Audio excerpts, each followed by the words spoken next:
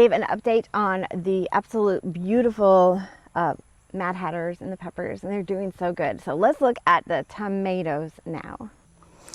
They were planted in this bed because I won't stop raining. They have grown. They are getting their little flowers, getting ready to give me some tomatoes. They're very tiny. These are the Tasmanian chocolate.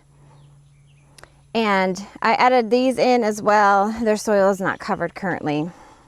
They are bushing out, looking so good.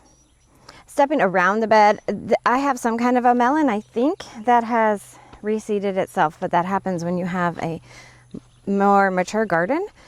It will do things like that. Over here, some more of the blooms. You can take your toothbrush out and buzz them and to get them to pollinate if you don't have much wind. Another one here, another one here, and then this one here has my very first tomato. I'm so excited. Very first tomato. He's a little oblong, a little bit funny looking, but he's looking great. And then another tiny one right here. I hope for a very big harvest. The cucumbers, I have 5 plants here. We planted these together. I'm going to add some compost to give it some nutrition. We do have one cucumber. We do have one cucumber right here. This will be the third. I have another one way over here that's working, but I have not been impressed. So next year I'm going to have to try another brand. Definitely does not want to come very easy. I have some zinnias from last year that have actually decided to come and reseed. These have not been successful, so I'm going to replace them with some carrots. And this is real life gardening. I typically come back from my 10 to 12 days of work out of state to a lot of weeds. And that can be very frustrating for, I'm sure, all of us. But we'll find the joys that do come with these days. Let me grab my carrots. They're still kind of small, but it's time to plant new ones. Let's grab what we got. Normally you're going to be looking for some shoulders. Let me bring you in close. Okay, normally you're going to be looking for some shoulders. Here I have some, but they are not up above the soil, so I don't anticipate that we will have very big carrots. You can push down and then pull up. That's a little carrot. He'll do. I have a few more in this area, not thinned out very well.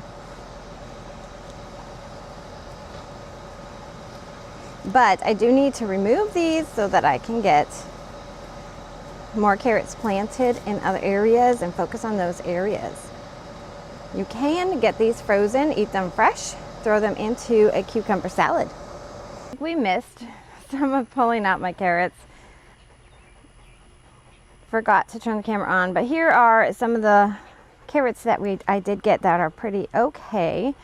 The other ones are okay too. I can blanch them and freeze them for another day, add them to soups and stews, enjoy them in as some, either if you juice, you can juice them all, you can freeze them, you can eat them fresh.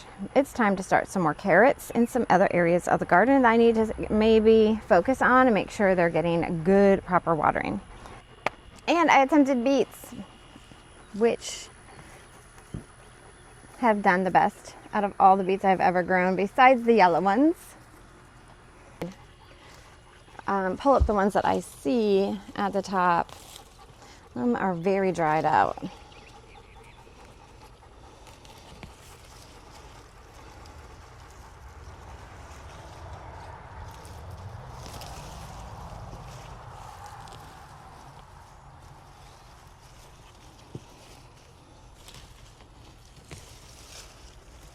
Beets are not something that my family wants to eat. I was just giving it a whirl over here.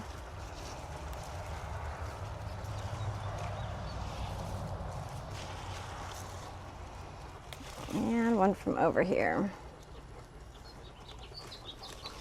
Basically, let's eat what we grow. I'm happy. Follow for more.